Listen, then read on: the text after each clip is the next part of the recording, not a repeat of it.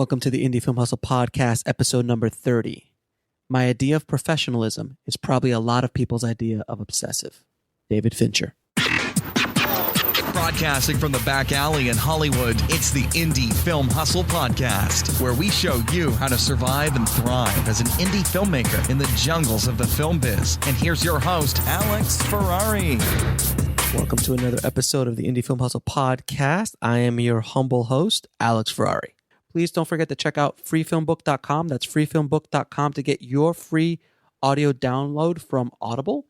And our sponsor today is USC Film School's only online course, Directing the Actor by the legendary Nina Foch. You can download that at indiefilmhustle.com/USC. Now today, guys, we're going to talk a little bit about music videos. Now, I know this is Indie Film Hustle, but a lot of filmmakers start off in music videos. David Fincher, Michael Bay, Ridley Scott, a bunch of other people start on commercials and music videos. And I think it's a great tool, a great place to learn, experiment, and grow as a filmmaker. So I've shot a few music videos in my day, not a lot, but I have worked on, probably hundreds of music videos with some of the biggest artists in the world. But I did direct a music video for a band called Ozomatli, a Grammy Award-winning band, Ozomatli, and the stand-up comedian Gabriel Iglesias, also known as Fluffy. I did 2 videos for them for Comedy Central, and the second video is called Stand-Up Revolution, and that's the one we're going to be concentrating on today. It was a very, very big budget. Well, not big budget, but it was the biggest budget I've ever worked on, and it was a pretty large production. So I wanted to kind of break down the process a little bit, at least my process. This is not the ultimate process, this is just my process of how I shot the music video, my experiences with it, and so on. So before you finish listening to this, it really would be helpful for you to watch the music video that I have in the show notes. If you're in a car and you can't see it, it's all good. You can watch it afterwards. So first thing I do when I get a song, when I get a music video gig, is listen to the song. Listen to it probably about 20, 30 times and just have it on repeat constantly, just listen to it. And then as ideas start coming up, images start coming up, I start jotting them down. I start figuring out concepts. I start putting it all together. And since of my mind as an editor, it is easy for me to kind of put things together in that fashion. So I start thinking about ideas, and I knew the budget was going to be a little bit larger than our last budget.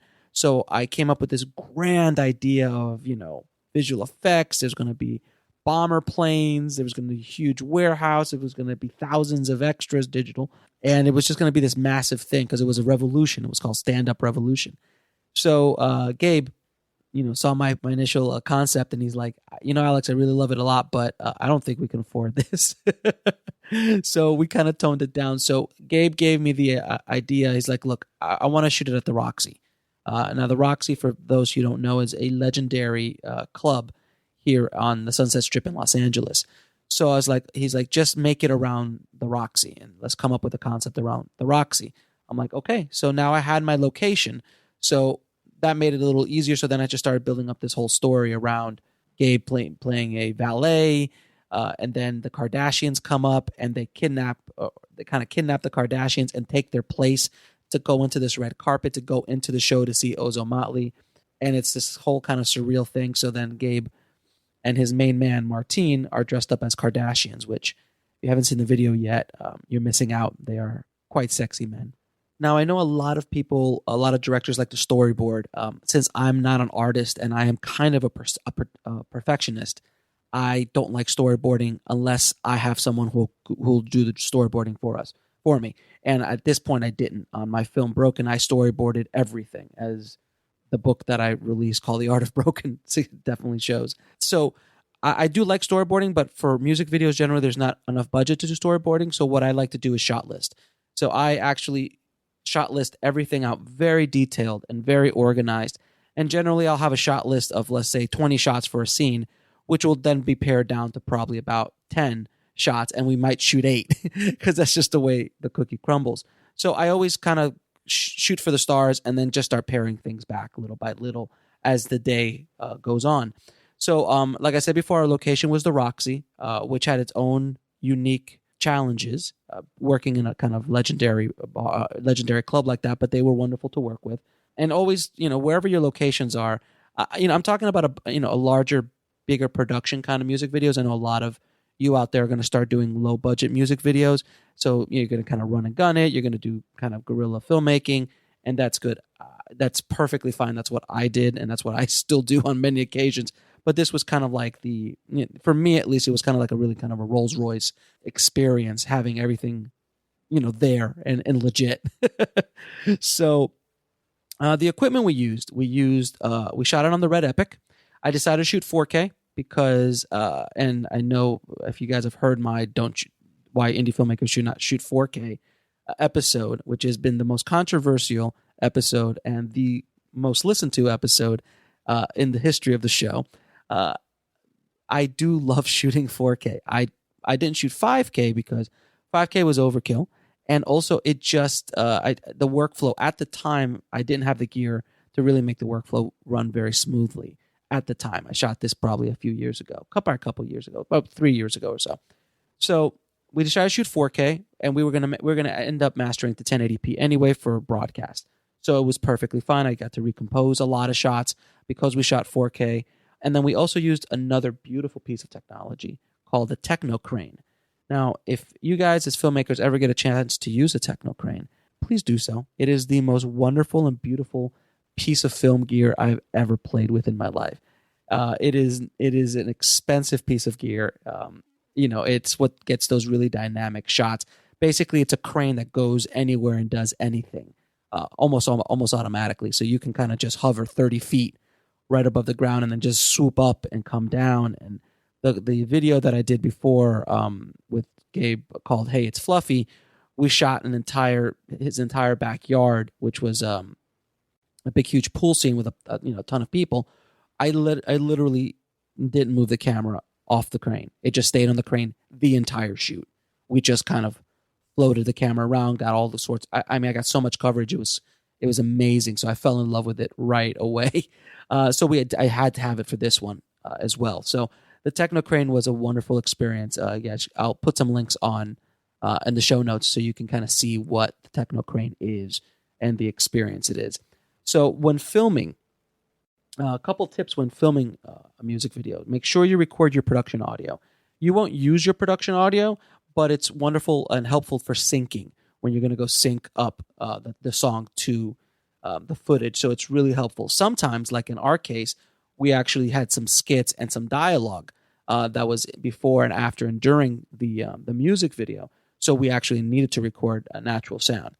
Then we had a few different setups on the music video. We had the performance setup, which was the main setup of the band on the stage at the Roxy.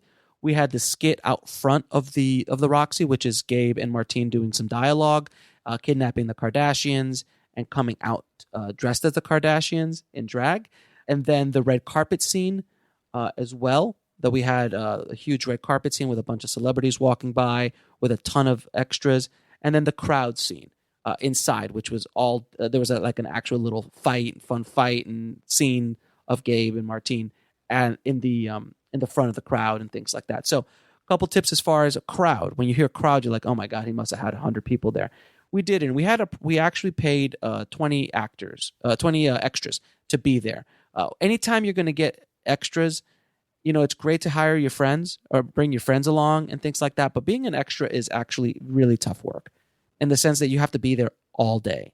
And if you're not getting paid or you're getting paid a little bit and you're not a professional actor or a professional extra, it's difficult because you basically just have to be there all day, waiting around, doing things. And a lot of times your friends will bail on you after a few hours because it's not as glamorous as it looks on television. So it is a tough job. So we actually made a conscious effort. Now, we did have some friends and we did throw extra friends in there, but generally we had, I think, about 15 or 20 extras that were there all day. My amazing line producer, Sean, definitely helped out a lot. And by the way, if you're doing a music video, God, please find a producer. Find a line producer or a producer, unit production manager, someone who can help you. If you're the director and you're going to try to produce this as well as direct and edit and cast and everything else, you're going to lose your mind, depending obviously on the size of the project. But if you can at all, even on the smallest budgets, even on budgets that I had were, $500 or $1,000 to do a music video, always hire or try to find someone to take that off your plate as a director. Because as a director, you have so much on your plate already. We'll be right back after a word from our sponsor. And now back to the show. Trying to deal with locations, getting lunch, all that kind of stuff is really, really difficult to do. So I had a great line producer called Sean Newhouse. His name's Sean Newhouse. Shout out to Sean. He's amazing, and I worked with him on multiple projects, a handful of projects with him, and he was great. So invaluable. Without him, I couldn't have done it. And then I also hired a wonderful DP, Ernesto. I'm not going to massacre his last name, but Ernesto, who might be on the show in the coming weeks. I'm trying to get him on. He is a big-time DP now. But Ernesto's wonderful, and he brought all his toys to play with, his cameras and stuff like that. So it was a lot of fun to shoot with him. So find a good DP, find a good line producer. Those are two very key positions that you really need to find when shooting a music video. So anyway, to how I use these extras, we just kind of grouped them together and shot specifically. You just fill the frame. All you have to do is fill the frame. If you can fill the frame, you're able to have the illusion that there's more people in the shot. So the same extras that we were using inside the club were the same extras that we were using outside the club when we were trying to do all the photographers and all the crowds and the fans trying to get to the inside the bar. The exact same people. We just we changed their clothes, changed their hairstyles, and we were good to go. So you have to think about those kind of things, because if not, it would have cost us a fortune. Even on a decent-sized budget music video, it would have cost us a fortune to have 50, 100 people there, because it's not only about 50 or 100 people, it's about feeding those people, housing those people, bathroom breaks for those people, bathrooms for those people. There's a lot of other things you think about, like, I could get 100 people. Well, there's a lot of other costs involved down the line. So always keep thinking a few steps ahead, not just thinking about what you can get right now, which is what I talked about in another episode about post-production workflow, or don't hire a DP just because they have a red camera, because you might have that camera now, but going down the workflow pipeline might be a headache for you later, or you might have not thought of things that cost you more later. So free doesn't always mean free. I digress. Sorry, guys. So we shot this. It was wonderful. We shot it all out in about 12 hours. I think it was 10, 12 hours. It was a night shoot, so it was pretty exhausting. And then I basically brought it back in, transcoded everything. At the time, we did not have, at least I didn't have options to edit this in RAW. So I transcoded everything using my Red Rocket, and then edited it in Final Cut 7, Final Cut Pro 7. Edited it all, and then brought that EDL, exported that EDL after I was done editing it, exported that EDL into DaVinci, where DaVinci Resolve, which is my color suite. Then after that, I colored it all in RAW. I reconnected the RAW, colored it in RAW, used the Red RAW file to get some amazing looks, and able to do things that I wouldn't have been able to do unless I would have shot a 4K RAW. Perfect example, if you notice towards the very end of the music video, there's, I think, the last shot, the second to last shot is Gabe opening up the door. Well, that is a full, I shot that full 4K. I had to zoom in because I didn't have the time to get the coverage that I needed. So when I shot it, I noticed that I didn't have any coverage with the door, with Gabe opening the door without showing the audience the two kidnapped Kardashians inside. So I had no way to do it. So I wanted to do a little pop in. So I popped in, reframed it, then I did a shot to them, and then I cut back to Gabe, and then it worked perfectly. I would have not been able to do that if I wouldn't have shot in 4K. If I would have shot that 2K or 1080p, I would have been in very big trouble. I wouldn't have been able to finish off the shot the way I wanted to. So that is one of the luxuries of shooting at a very high resolution, as long as you can handle the workflow. So we output it to 1080p, sent it over to Comedy Central, and it aired on Gabe's show, Stand Up Revolution, which I think it was in the first season that aired. I think that was the first season it aired, that music video. And it's gone on to be downloaded, I think about 2 million times on Gabe's YouTube channel, because Gabe's YouTube channel is insane. If you guys haven't had a chance to listen to Gabe, his stand-up is hilarious. So I'm going to put some links in the show notes to Gabe. Not that he needs my little traffic, my God. But so that was kind of the real kind of quick tips on how I shot this music video. We also have a making of a video inside the on the show notes as well that Sean Newhouse, my line producer, shot with his brother, and kind of gives you a little bit more detail, and you can kind of see the layout of how we did everything. In there, you'll see my interview. I'm exhausted. You can see it in my face. It was a rough week for me that week, so you'll see me a little bit tired, not my normal energetic self. So I hope this helped you guys out a little bit on how to make a music video. I've shot a few music videos in my day, and like I said, I've worked on a ton of big music videos over my career, and I've seen a lot of music videos. So music videos are a wonderful way to get started in the film business, and if you want to try to make a career of it, my God bless, go for it. It's a little rougher, and I'm going to go on a little bit side note here on the business of music videos. Right now, doing music videos and trying to make a living doing music videos is really tough because the budgets for music videos have dropped so dramatically that something that normally, I remember the days that, I was working on music videos back in the day in the 90s where second and third level artists from labels, not even the big artists, but like second tier, third tier artists were getting $100,000, $150,000 budgets for their music videos, shooting on a film, big visual effects, the whole ball of wax. And now you hear these big, you'd be surprised at some of the biggest celebrities, biggest music stars out there. They're doing music videos for 10 grand. Now, I know a lot of you in the audience are saying 10 grand, that's a lot. Well, when you start adding it up, if you want to try to make a living on this, if you make one of those a month or two of those a month, if you're lucky, you're not going to make a whole heck of a lot of money. It's a very tough hustle, at least from my point of view, where I'm standing right now. It's a tough hustle. So, and 10,000 is a huge budget for music videos nowadays. That's a big star. That's a star that if I mentioned the name of the star, you would go, oh, I know them. So don't get me wrong, Taylor Swift and Beyonce are not doing $10,000 music videos, but they're the top tier of the top tier. Some other big stars that are doing side projects are you just be surprised. Now every song gets a music video, and they can't afford, the artist and the labels can't afford to just be putting out $200,000 music videos for every song. There's 8 songs in an album or so on. So they can't afford it, so they have to drop the cost of it. And also because there's so many people doing music videos and so many people doing them so cheaply, they brought the budget down. So, and that happened with commercials and that happens with everything else, but they brought the budget down so much that now it's almost a joke to shoot a music video. So, when I do a music video, it has to be at a certain level, certain budget level, at least for me, where I am at in my career at this point. If you're just starting out, do what you got to do. If you don't get paid, don't get paid. Just start getting out there, start, experimenting, start making a reel for yourself. And then slowly you can build up. When you're first starting out, you're not going to get paid. You're not going to make a whole lot of money right up front. But at least you can start building the experience, building that cachet. And a lot of the big music video directors that I worked with did exactly that.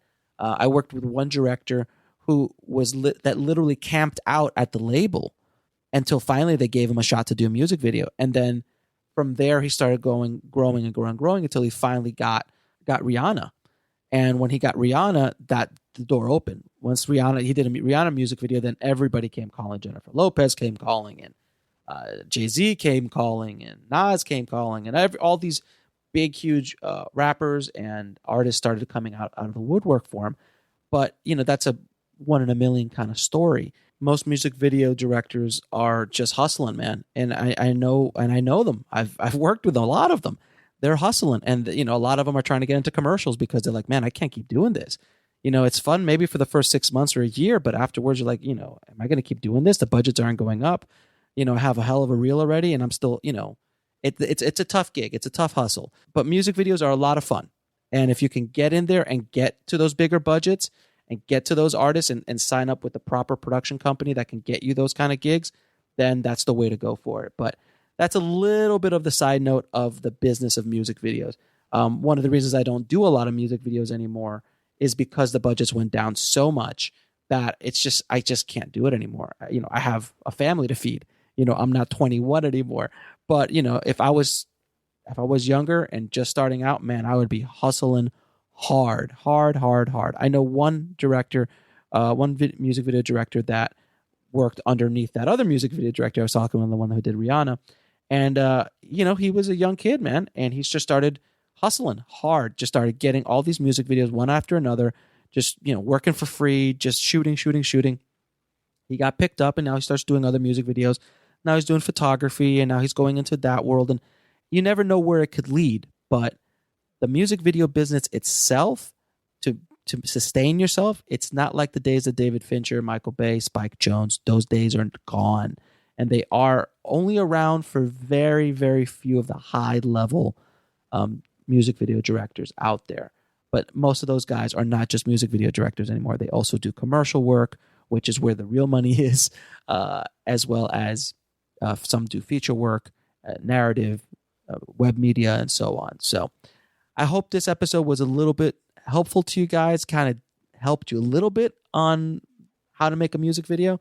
It's not a full-blown tutorial, but it kind of gives you an eye into my process of making a music video, and kind of a little bit of a window into the business side of music videos. So now, if you guys want to watch the Stand Up Revolution music video and the behind-the-scenes making of it, head over to indiefilmhustle.com/030 for all the show notes. I'm going to put all the links of everything I talked about in the show notes as well. Please don't forget to head over to filmmakingpodcast.com and leave us an honest review. It helps the show out tremendously, guys. Thanks again, and keep that hustle going. Keep that dream alive, and I'll talk to you soon. Thanks. Thanks for listening to the Indie Film Hustle podcast at indiefilmhustle.com. That's INDIEFILMHUSTLE.com.